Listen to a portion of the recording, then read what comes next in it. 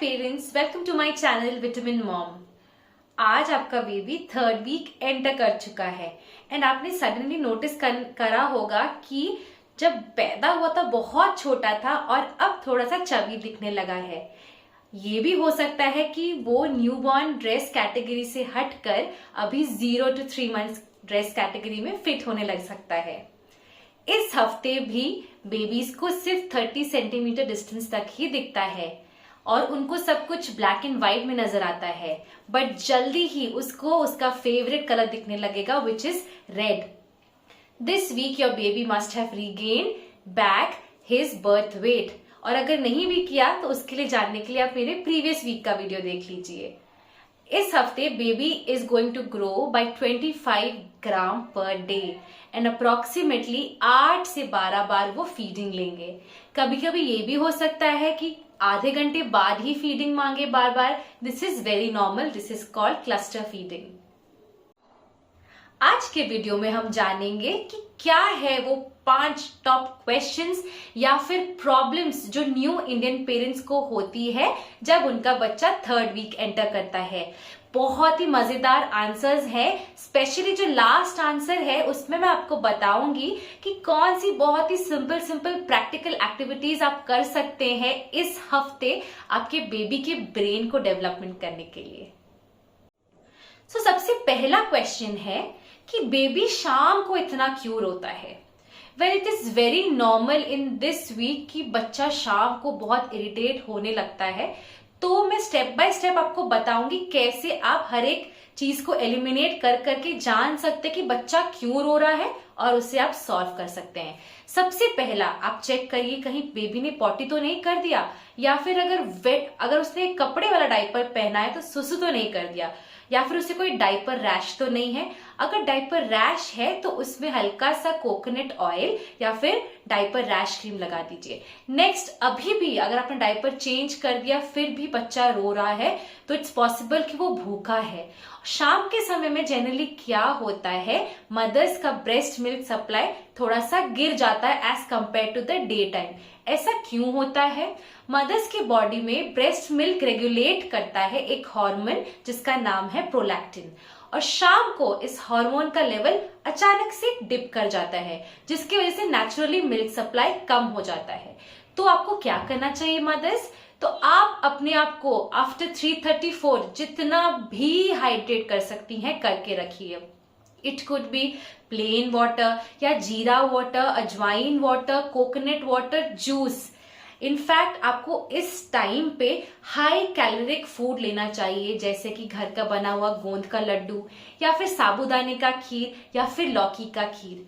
और आप इसको सॉल्व कर सकते हैं बेबी को क्लस्टर फीड करा के। अगर बेबी रो रहा है तो उसको और फ्रीक्वेंटली आप फीड कराइए, हो सकता है आपको उसके रोने में काफी सुधार नजर आए। अब 3rd स्टेप, आपने फीड करा दिया तब भी बच्चा रो रहा है तो इट इज पॉसिबल कि शायद बच्चा सोना चाहता है, ओवर टायर्ड हो गया है। ये ओवर टायर्ड क्या है और कैसे जानेंगे बच्चा कब सोना चाहते हैं, इसके लिए आप प्लीज मेरा वीडियो देखिए जिसमें इसके बारे में मैंने बहुत एक्सटेंसिवली डिस्कस किया है। अब अगर आप सब कुछ ट्राई कर चुके हैं, बच्चा सो के उठ चुका है, भूखा नहीं है, गीले नापी भी नहीं है, फिर भी रो रहा है, तब तो this is a case of colic. So ये कॉलिक क्या है? So as per latest research the mystery behind colic has been solved. ये बोला जाता है कि मदर्स का प्रेगनेंसी का जर्नी तो 3rd ट्राइमेस्टर में ही खत्म हो जाता है, बट बच्चा अभी भी अपने मदर के वूम से जुड़ा हुआ है। ये उसका धरती पे 4th ट्राइमेस्टर है। तो इसीलिए बच्चे मदर्स की वो वूम की गर्माहट, वो फीलिंग को ढूंढते हैं जिसकी वजह से वो काफी रोते हैं शाम को। तो मदर्स आपको क्या करना चाहिए? It's very simple. There is this 5S technique. क्या है ये 5S? ये 5S अगर आप फॉलो करेंगे तो आप बच्चों को परफेक्ट वूम का एनवायरनमेंट दे सकते हैं। तो क्या है ये 5S? फर्स्ट है स्वॉडलिंग। बच्चे को एकदम टाइटली सॉफ्ट से कपड़े से रैप करिए जैसे वो आपके वूम में एकदम टाइटली रहते हैं। सेकेंड एस है, बच्चे को अपने हाथ में लेते वक्त उसको साइड वेज, उसके पेट के साइड वेज में लेटाइए। बच्चे जनरली जब पेट में रहते हैं माँ के वूम में तो इसी साइड एंगल में ही रहते हैं। थर्ड एस क्या है? आप बच्चे को स्विंग करिए। स्विंग क्यों? क्योंकि थ्रू आउट द प्रेगनेंसी जब बच्चे मदर के कोख में होते हैं, mothers throughout the day कुछ कुछ एक्टिविटीज करती हैं, उनको इस रॉकिंग मूवमेंट की आदत है, तो अगर आप उनको स्विंग करेंगे उन्हें काफी रिलीफ मिलता है। नेक्स्ट फोर्थ एस क्या है? फोर्थ एस है शुशिंग या फिर सिंगिंग। तो जब मदर्स की बॉडी के अंदर जो आवाज है इट इज इक्वल टू शुशिंग, मतलब कि ऐसी कुछ आवाज आ रही होती है वूम के अंदर, तो बेबीज फील कि वो अभी भी वूम के अंदर है। इनफैक्ट आप प्रेगनेंसी के दौरान जो जो म्यूजिक गाते थे बेबी के लिए वो भी गा सकते हैं, उससे भी बेबीज का इरिटेशन काफी कम होता है। Fifth and last S and the most effective S is sucking. Baby को सबसे ज्यादा पैसिफाई जो करता है वो है sucking of nipple, that is breast feeding. तो अगर आप ये 5 एस फॉलो करेंगे definitely you will see an improvement in the baby crying, and this colic is going to continue till the baby is 3 months old because this is the baby's 4th trimester। Second most common question है कि क्या हम 3rd week में baby का oil massage शुरू कर सकते हैं? वेल पेरेंट्स, इस पे कोई भी गाइडलाइंस इशू नहीं की गई है, बट इंडियन डॉक्टर्स एडवाइस करते हैं कि अगर आपका बेबी फुल टर्म पैदा हुआ है और अपना वेट गेन कर चुका है, जो वेट लॉस होता है उसने रिगेन कर लिया है, उसका अम्बिलिकल कॉर्ड गिर गया है एंड उससे कोई भी रिएक्शन नहीं हो रहा ऑयल अप्लाई करने से, कोई एलर्जिक रिएक्शन, अगर ये 4 चीजें सेटिस्फाई हो रही हैं तो आप ऑयल मसाज शुरू कर सकते हैं। लेकिन आपको 2 हफ्ते तो वेट करना ही करना है। मेरे केस में मान को जब मैंने 3rd वीक में ऑयल अप्लाई किया था मसाज करने के लिए तो उसे रिएक्शन हो गया था, तो डॉक्टर ने बोला था आप मनीषा 1 मंथ बाद ही शुरू कीजिए। अब कौन सा ऑयल आपको यूज करना चाहिए? सबसे least reactive and allergy free oil जो है that is virgin coconut oil. आप फिर जैसे जैसे बच्चे को मालिश करते जाएंगे over time you can experiment with other massage oil. इस चीज का जरूर ध्यान रखें कि बेबी के आंखों में, नाक में, मुंह में या उनके प्राइवेट एरियाज में ऑयल नहीं जाना चाहिए। प्लस एक और टिप है आपके लिए, मदर्स, क्या आपको पता है साइंस बताता है कि अगर mothers start with baby oil massage तो उनके जो मूड स्विंग्स हो रहे होते हैं, स्ट्रेस होते हैं, उसमें काफी रिलीफ मिलता है। इट्स वेरी गुड अगर आपके पास बेबी की दादी या नानी है, but science advises that mothers should start with the baby oil massage. Third most commonly asked question is कि अगर मैं ब्रेस्ट फीडिंग कर रही हूँ, is this the right time to express milk or pump milk and give the baby milk through a bottle? Well parents, it is your choice, it's a mother's choice कि वो कब bottle feeding के साथ अपने baby को start करना चाहती हैं, but let's see what does science say about it and how practical is it for a mother and the baby to start with bottle feed this week.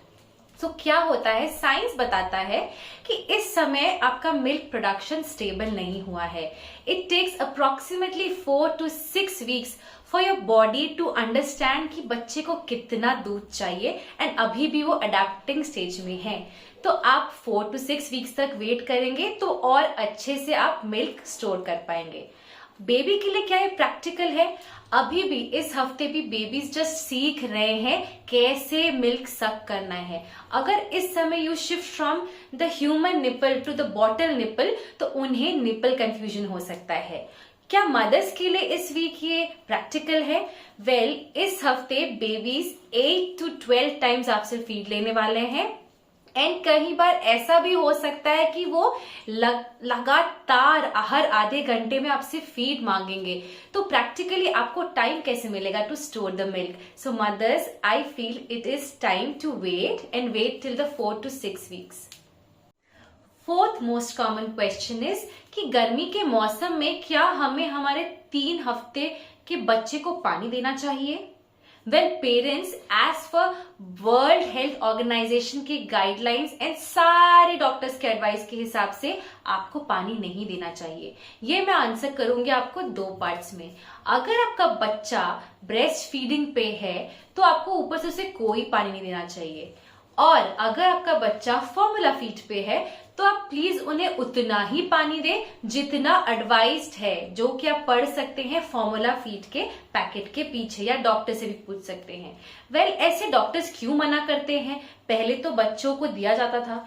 Research में जैसे जैसे रिसर्च प्रोग्रेस किया तो ये पाया गया कि मदर्स मिल्क में 80% से भी ज्यादा पानी होता है, प्लस उसके एडिशन में बहुत सारे इंपॉर्टेंट कैलोरीज, न्यूट्रिएंट्स होते हैं जो बच्चे के वेट गेन में हेल्प करते हैं। और बच्चों का पेट बहुत छोटा होता है, अगर आप बच्चे को पानी देंगे तो उनको भूख ही नहीं लगेगी और वो अच्छी तरीके से मदर्स का मिल्क नहीं पिएंगे, तो उनके पेट में सिर्फ पानी पानी ही रह जाएगा और जो न्यूट्रिएंट्स और कैलोरी चाहिए वेट गेन के लिए उनको नहीं मिल पाएगा। एज ए रिजल्ट वो अंडर वेट हो सकते हैं। सेकेंड रीजन है कि पानी जो भी बच्चों को देते हैं पता नहीं वो ठीक से बॉईल किया जा रहा है कि नहीं, जिस कटोरी में देते वो स्टेरिलाइज्ड है कि नहीं। अभी बच्चों की इम्यूनिटी बहुत वीक होती है and this can lead to some infections. Third है कि बच्चों की किडनी अभी पूरी तरीके से डेवलप नहीं होती है, तो जो भी पानी उनको आप देते हैं ऊपर से वो उनकी ब्लड स्ट्रीम में एंटर कर जाता है एंड एज अ रिजल्ट उनकी बॉडी में जो रिक्वायर्ड सॉल्ट का कॉन्सेंट्रेशन होता है वो घट जाता है। कभी कभी ये बहुत ज्यादा होने से उनके ब्रेन को भी अफेक्ट कर सकता है, सो ये बहुत डेंजरस भी हो सकता है। तो पानी 6 मंथ्स के एज तक बच्चों को बिल्कुल भी ऊपर से नहीं देना चाहिए। अब द लास्ट क्वेश्चन इज कि हम बेबीज के साथ इस हफ्ते कौन कौन सी एक्टिविटीज कर सकते हैं जिससे उनका डेवलपमेंट होगा। सबसे पहला, ब्रेन डेवलपमेंट के लिए जब भी बच्चा रोए उसको तुरंत जाके उठाइए। ये क्यों नेसेसरी है? पेरेंट्स, पहले बात तो आप जान लीजिए, जब रोते हुए बच्चे को आप इस स्टेज में सूद करते हैं तो आप उन्हें पैम्पर नहीं कर रहे हैं, वो बहुत छोटे हैं इस चीज को समझने के लिए। इनफैक्ट अगर वो रो रहे हैं आप उन्हें नहीं उठाएंगे, उन्हें लग सकता है कि उनके ख्याल रखने के लिए कोई है नहीं and this can affect the brain development. So parents जितना भी हो सकता है जब भी बच्चा रोए उसको रिस्पॉन्ड करिए, उसको स्किन टू स्किन केयर दीजिए, उससे उनका ब्रेन डेवलपमेंट बहुत तेजी से होगा। सेकंड है, उनकी आई साइट तो ज्यादा डेवलप नहीं है लेकिन अभी भी ब्लैक एंड व्हाइट कॉन्ट्रास्ट में जो चीजें हैं वो अच्छे से देख सकते हैं, आइडेंटिफाई कर सकते हैं एंड रेड देखते ही उनकी आंखें चमक जाती है। तो अब क्या कर सकते हैं? ये मैं लेकर आई हूँ कुछ टॉयज जो मैंने मान के लिया था when he was 3 weeks old. तो ये कुछ क्यू कार्ड्स हैं, आप देख सकते हैं, ब्लैक एंड व्हाइट में है, कॉन्ट्रास्ट में है। ये उसे बड़े पसंद आते थे एंड वो बहुत प्यार से इनको देखता था, तो आई यूज्ड टू थिंक कि उसको अच्छा लग रहा है। एंड ये भी एक बुक है, हाई कॉन्ट्रास्ट बुक। ये देखिए, इसमें जो रेड और व्हाइट के कॉन्ट्रास्ट में है वो बेबीज देखते तुरंत ही अट्रैक्ट होते हैं। This is a toy worth investing. Third है कि बेबीज की ईयर्स काफी स्ट्रांग होती है एंड आप उनके ईयर्स को और स्ट्रांग करने के लिए और उनको उनके साथ खेलने के लिए इन्वेस्ट करिए इन रैटल्स। बहुत सारे शेप्स, कलर्स में आते हैं रैटल्स। स्पेसिफिकली आप ब्राइट रेड या येलो ले सकते हैं रैटल्स, वो बच्चे बहुत एंजॉय करते हैं खेलना। सो पेरेंट्स, आपको अगर मेरा वीडियो पसंद आया तो प्लीज लाइक करिए। इस पूरी सीरीज में मैं कवर करने वाली हूँ week by week top questions about baby development and care, जो हर न्यू पेरेंट को जानना चाहिए और अवेयर रहना चाहिए। तो please don't miss out on this and please subscribe to my channel ताकि हर न्यू वीडियो का आपको टाइमली अपडेट मिलता रहे। और आपके मन में अगर कोई और सवाल है जो मैंने कवर नहीं किया, उसे प्लीज कमेंट बॉक्स में पोस्ट कीजिए।